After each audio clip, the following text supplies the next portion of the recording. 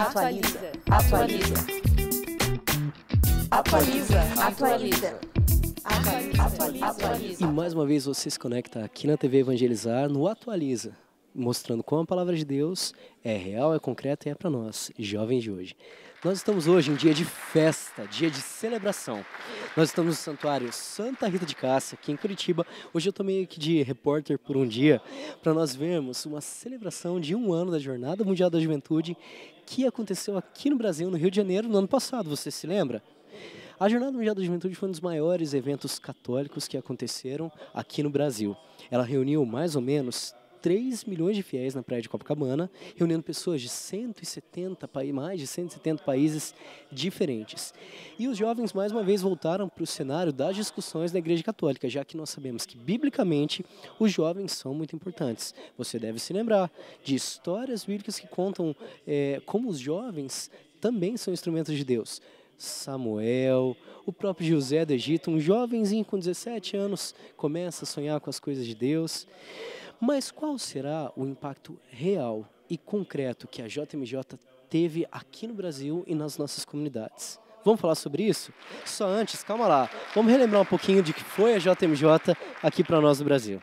Irmãos e amigos, bem-vindos à 28ª Jornada Mundial da Juventude, nesta cidade maravilhosa do Rio de Janeiro.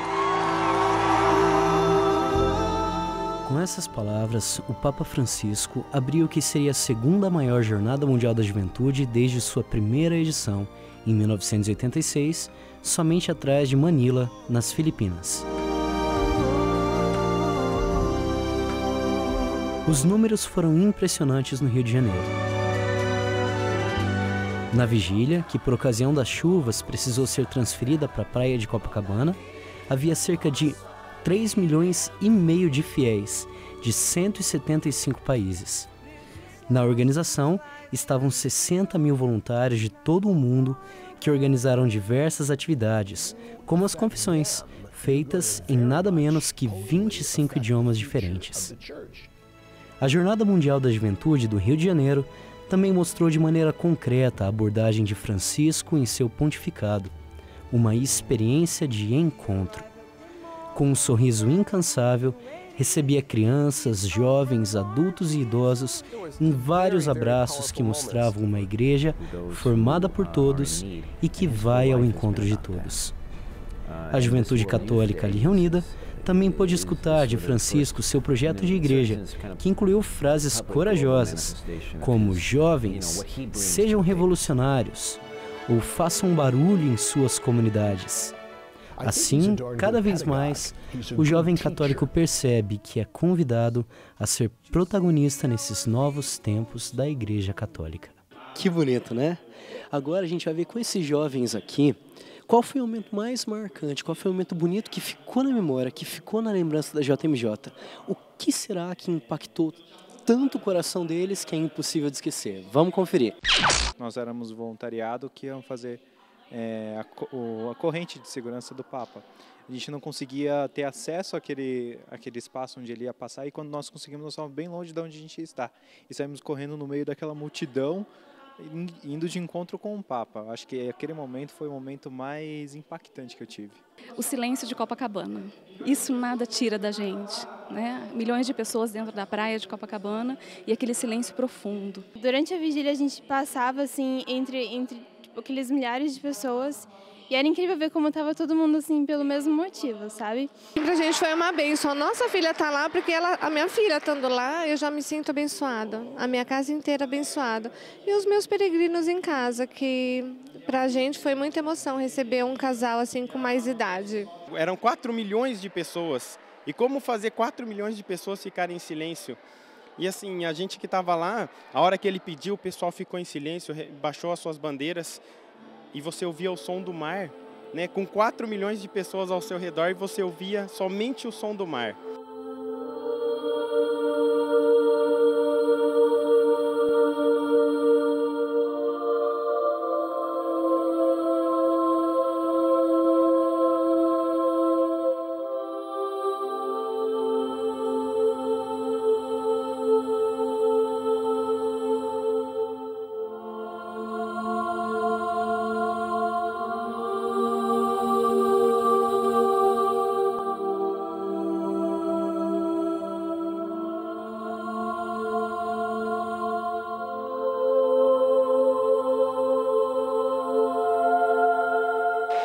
você tivesse que resumir a JMJ em uma palavra, qual seria?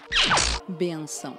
Com certeza seria a bênção de ver nossa igreja unida, alegre, de ver nossos jovens dando testemunho de fé. Seria a providência, porque em cada momento, desde que eu fui para a jornada, a saída daqui mesmo, a providência de Deus nos tocou, né? Porque nós iríamos para a jornada, ficaria no rio, em uma quadra seria previsto isso, que a gente ia tomar banho gelado. Claro que eu não estava me importando, mas aí quando nós chegamos lá e vimos que as famílias de lá iam nos acolher, então, e também a chegada em Copacabana, a providência de Deus nos tocou, assim, em cada momento, e eu me senti muito amada por Deus. Felicidade, porque tá ali com o pessoal ali que sempre está aqui junto comigo na paróquia, amigos. Resumo em amor, porque nós acolhemos os peregrinos aqui, nós sentimos assim na pele o amor deles, a fé deles, o carinho deles. Eu acho que esse amor, grandioso que teve entre todos que vieram de todos os países, né? Eu acho que eu posso definir nisso. Acho que dedicação, principalmente, tanto por parte de nós, quanto por parte de quem veio como peregrino, quem participou. Acho que foi totalmente dedicação. E olha, eu também estive lá na jornada. Minha experiência foi de bastante serviço, trabalhando na apresentação de eventos lá no Rio Centro, sem horário para almoçar, jantar ou para sair do pavilhão. Mas, para nossa surpresa, nós acolhemos no último dia da jornada o encontro do Papa com os voluntários. E eu e o Adriano Gonçalves, o amigo da Canção Nova, apresentamos esse evento. O encontro com o Papa foi bastante emocionante. Eu ouvi uma frase que eu nunca imaginei vinda do magistério oficial. Vamos conferir. Eu peço que vocês sejam revolucionários.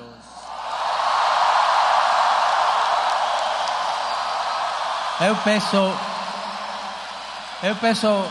que vocês de irem contra a corrente. Sim, nisto peço que se rebelem. Que se rebelem contra esta cultura do provisório, que no fundo crê que vocês não são capazes de assumir responsabilidades. Creem que vocês não são capazes de amar de verdade. Eu tenho confiança em vocês, jovens, e rezo por vocês. Tenham a coragem de ir contra a corrente.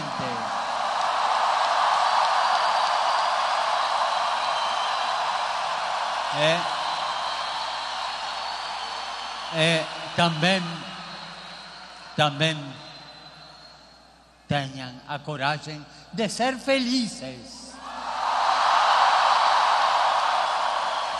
Foi nesse ambiente e vendo bandeiras do mundo todo nas mãos dos 25 mil jovens que tive a honra de declarar oficialmente encerrada a Jornada Mundial Rio 2013.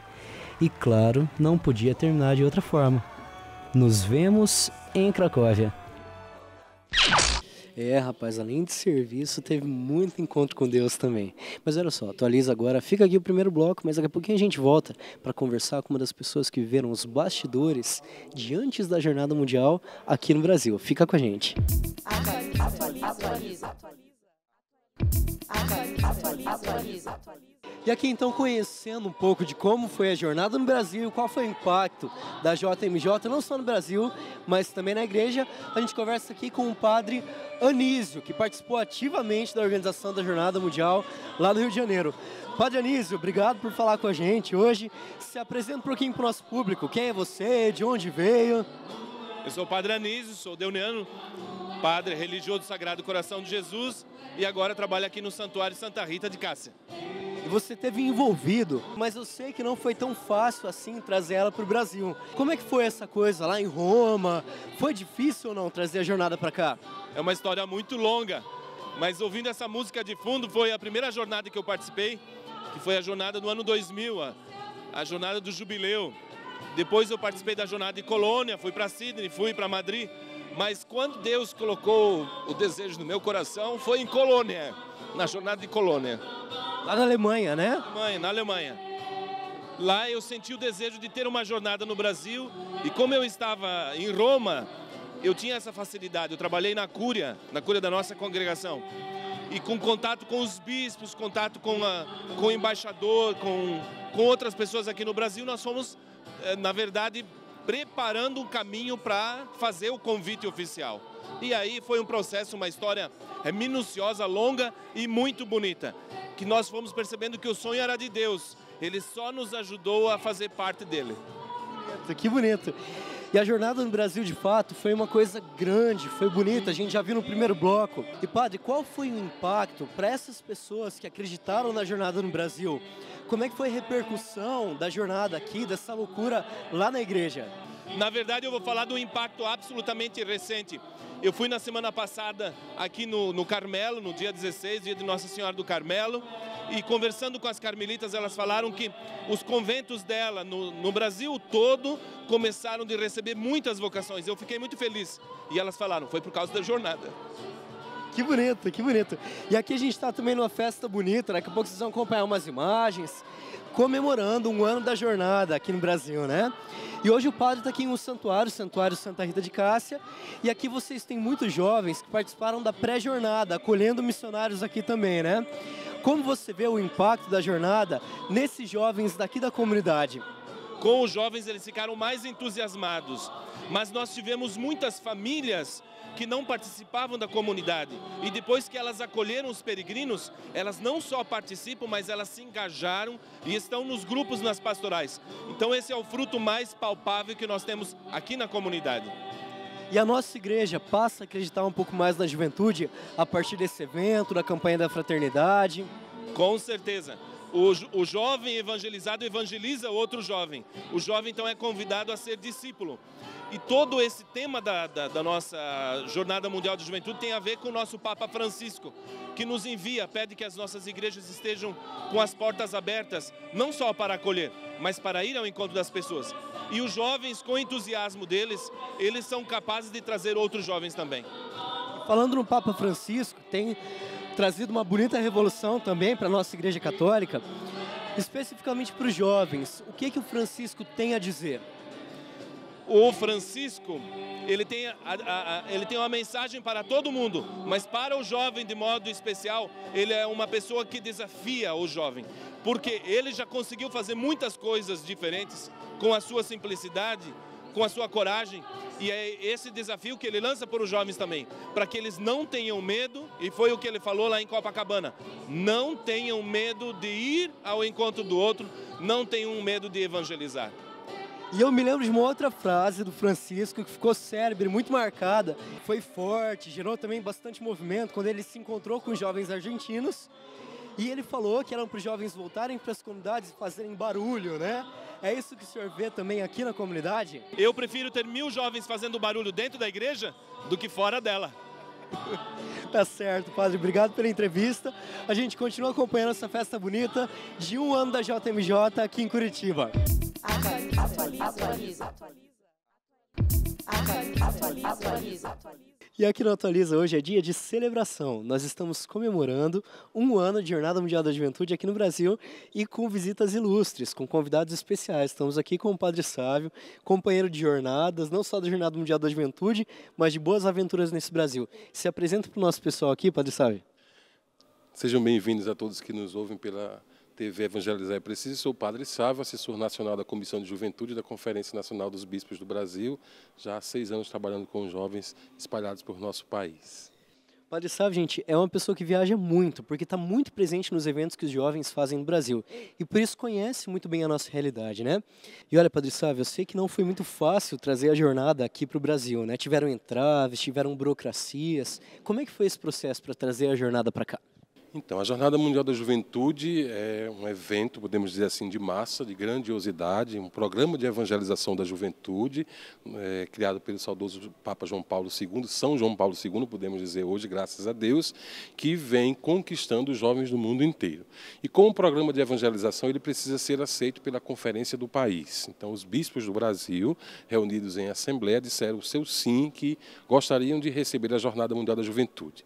A partir daí, começou uma série de atividades, uma série de resgate histórico, de dossiês, vamos dizer assim, que foram preparados por mão de muitos jovens, de muitas pessoas, para que a jornada pudesse efetivamente ser no Brasil. No ano de 2007, no estado do Pacaembu, quando o Papa Bento XVI esteve no Brasil para a canonização do Frei Galvão, ele se encontrou com os jovens no estádio do Pacaembu, jovens de toda a América Latina. Ali foi feito o pedido por Dom Eduardo Pinheiro, bispo referencial da juventude daquela época, que, com todo o episcopado do Brasil, aceitou, vamos dizer assim, receber a Jornada Mundial da Juventude no país. Como não aceitar esse grande programa de evangelização? Então, os nossos bispos disseram este sim, esta adesão dos nossos bispos à evangelização da juventude. E, a partir daí, começou uma série de contatos, de trâmites. O padre Anísio, aqui desta paróquia, ajudou bastante. Foi ele que, lá por trás, já mexia os seus pauzinhos para que tudo isso acontecesse.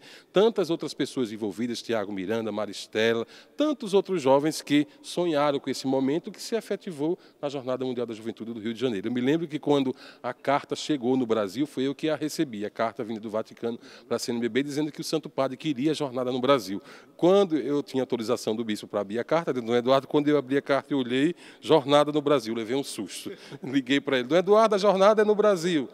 E aí começou esse grande trabalho de evangelização com a Jornada Mundial da Juventude, que foi, sem dúvida nenhuma, um marco, um divisor de águas na história da evangelização dos nossos jovens em nosso país. A preparação começou há muito tempo, né, padre? Eu me lembro da gente, nós viajamos para a jornada lá de Madrid, né, para sondar tudo, para ver como eram as coisas e para começar a sonhar com essa jornada aqui, né? A Jornada Mundial da Juventude, ela está inserida em um contexto maior, né? Nós tivemos, por exemplo, a campanha da fraternidade dos jovens sobre a juventude, né?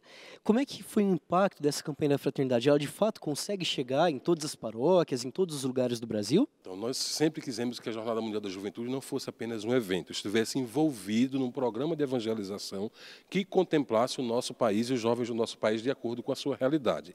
E para isso tivemos a peregrinação da cruz e a campanha da fraternidade, que também foi uma adesão clara dos nossos bispos, uma opção clara deles pela evangelização da juventude. Nós sabemos que a campanha da fraternidade, ela tem um poder muito capilar, ela chega em todos os arredores, em todas as comunidades do nosso país. Na Amazônia, ao Rio Grande do Sul, nós vemos aqueles cartazinhos pequenos, assim, com o tema da campanha da fraternidade. Então, foi uma série de discussões, uma série de momentos importantes dos nossos bispos, dos jovens, dos assessores que trabalham com jovens, para poder termos um texto base bonito que pudesse efetivamente entrar na evangelização da juventude do nosso país. Então, creio que a campanha da fraternidade foi um momento muito bonito que, com certeza, corroborou para que a Jornada Mundial da Juventude pudesse acontecer. Para mim foi muito forte, porque eu me lembro que eu participando também da CNBB do setor universidades, nós participamos inclusive da elaboração do documento base, que foi muito importante, porque também foi escrito por jovens, né? Isso mexeu muito comigo. E nós tivemos também com preparação o Bote Fé, que foi um evento que aconteceu em todas as...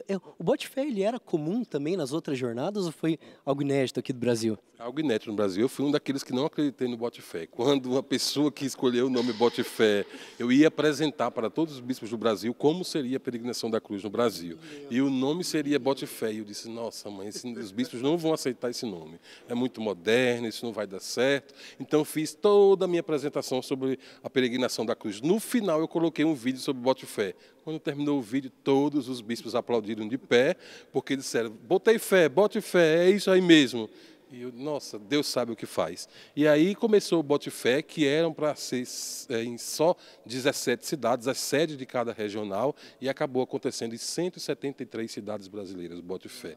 Então foi uma realidade muito bonita, reuniu mais de 2 milhões de jovens em suas edições. Eu tive a oportunidade e a graça de acompanhar o Bote Fé em todos os estados do Brasil e em 54 cidades, em tribos indígenas, atravessando o Rio São Francisco, nas grandes metrópoles, andando de helicóptero, de avião, pelo Rio Amazônia, ou seja, muita coisa bonita aconteceu com o Bote Fé, que foi também um grande programa de evangelização para os jovens do nosso país.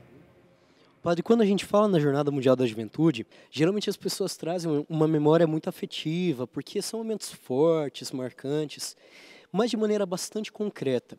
Quais foram os impactos dessa jornada aqui para a Igreja do Brasil? Concretamente, sim. Primeiro, nosso Brasil não tinha, vamos dizer assim, cultura de Jornada Mundial da Juventude. Era uma ilustre desconhecida do nosso país. Então, ela certamente mexeu com as estruturas das nossas bases, das nossas comunidades. A campanha da Fraternidade de Bote-Fé ajudaram muito para que a jornada não fosse apenas aqueles dias, mas fosse efetivamente esse programa de evangelização que foi enraizado na vida da igreja. E acredito eu, sim, que tenha causado um impacto muito grande. Acabei de chegar de um encontro nacional com os movimentos juvenis, onde estavam 45 líderes que trazem consigo mais de 1 milhão de jovens que eles atendem em seus movimentos, e os testemunhos foram muito bonitos, de jovens que foram realmente tocados. A jornada chega onde a gente não imagina. Eu tive agora também em Roma, numa reunião com o Dom Eduardo, onde estavam presentes 118 países, que foi uma avaliação da Jornada Mundial da Juventude do Rio de Janeiro e a primeira reunião para a jornada de Cracóvia, na Polônia. E a gente não imagina os testemunhos bonitos de países aí que a gente nem sabe nem que existe no mapa, que vieram participar da jornada e que tiveram a sua juventude atingida, não só emocionalmente, mas na missão em si, na fé, na esperança e no amor. E certamente nós vamos ainda ter muitos e muitos frutos da Jornada Mundial da Juventude. Vamos nos preparar para a Polônia, porque vai ser diferente. Para Madrid nós levamos cerca de 15 mil jovens, para a Polônia no mínimo 30, 50 mil jovens nós queremos levar do nosso país. Vamos terminar então a nossa entrevista com um convite? Chama o pessoal de casa para ir com a gente lá para Cracóvia. Então, vamos organizando as nossas comunidades. Você que está aí nos vendo neste momento, abra seu coração, tire também o dinheiro do seu bolso, comece a economizar, faça umas promoções, chame lá o seu pároco da sua paróquia, os jovens, se mobilize e vamos todos participar da próxima Jornada Mundial da Juventude de Cracóvia, que está sendo muito bem preparada. Já tem logomarca, você já pode acompanhar pelas redes sociais e vamos participar. Será um grande momento da Igreja do mundo inteiro com o Papa Francisco em Cracóvia no ano de 2016. Beleza, Padre Sávio, muito obrigado pela entrevista. E ó, galera, nos vemos em Cracóvia, hein? Atualiza, atualiza. Atualiza, atualiza. Atualiza, atualiza.